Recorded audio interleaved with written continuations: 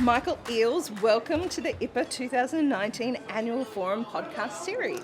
Thank you, Nance. Thank you very much for joining us. Now you're fresh from this session and you look like you're really buzzing from it. What are some of the takeaways that you have from what you've heard today? It was a very inspiring and reassuring set of case studies from the likes of the Toowoomba Housing Hub and the focus on what is really a movement that seems to be challenging the orthodoxies of the way we work and the way we resource as public sector leaders.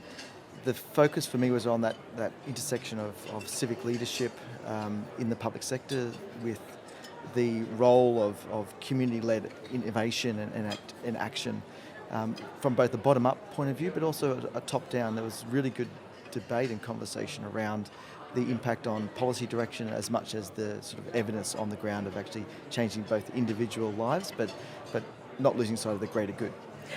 What is the value of those partnerships, do you think, that public purpose partnerships that is such a theme of today?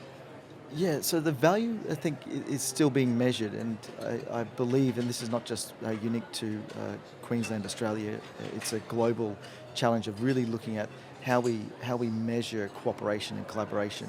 And there's a lot of hard objective measurements that we can look at when we're talking about projects, but then there's a lot of the nuances of human interaction and designing for what are human systems is always probably the most complex challenge we could try to tackle.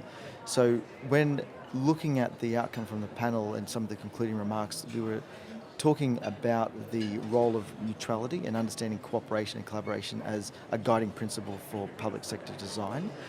We also talked about agility and not being afraid, so I think the word was be professionally bold, to move fast and to prototype and to actually look at policy as a prototyping lens to run experiments.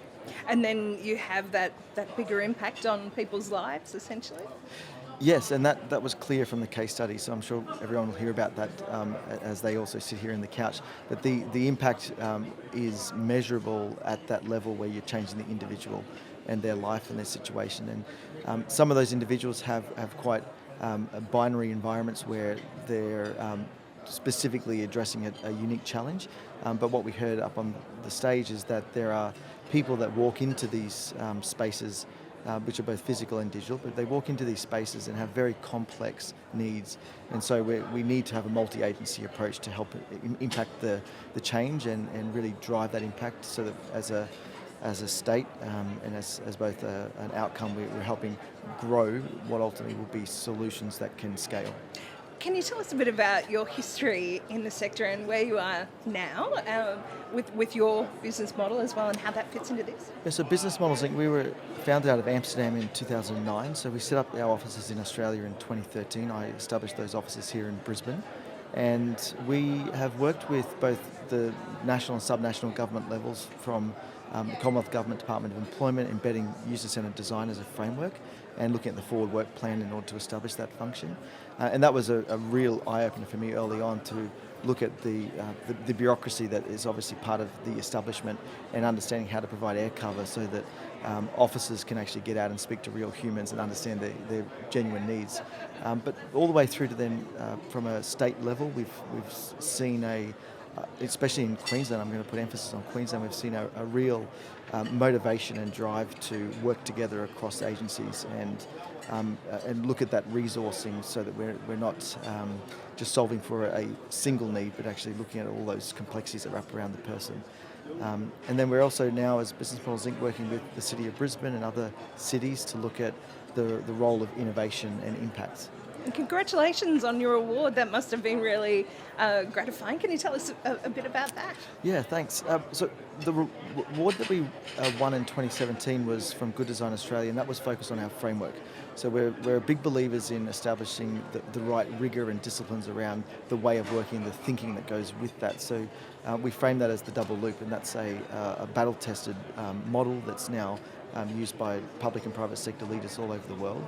And then that came to fruition in 2018 when we won the Good Design Gold Award for Design Values. That's effectively looking at how we created what was real impact and growth for an organisation here in Australia And again, that same methodology, process and frameworks is applied to the public sector work we do. And co-innovation is a big part of it, like enabling others? Yeah, co-innovation we see is the single differentiator now for success in the world. So we often say don't fly solo because you'll ultimately be very lonely. And the framing we use around that is be a pioneer, but no pioneer tends to survive if they go off on their own. So build the team, bring the individuals and the collaborators together so that you can actually work in more of a transdisciplinary way on what are complex problems. And ultimately, most of the problems we're seeing in the world now are more complex than they once were. So you're hopeful of seeing these ideas coming up at the IPAA conference today, that they can be applied at that really large sector level? Yeah, very. I think that's that reference to the reassurance. I had not heard of the detailed case studies that I heard today prior to today, and I think it's an exemplar of how public sector leaders working with communities are actually now affecting that change by working together, co-designing the solutions, being very present and putting that focus on cooperation and collaboration. Wonderful. Thank you so much for joining us, Michael. Is there anything that you'd like to mention that perhaps I haven't asked?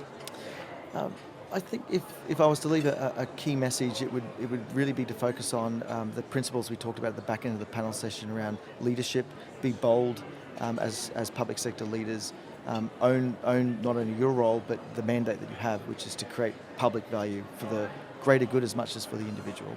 And that's a tension. So own that, embrace uncertainty within that dimension and really give it a go. Thank you so much for joining us today. Thanks, Nance.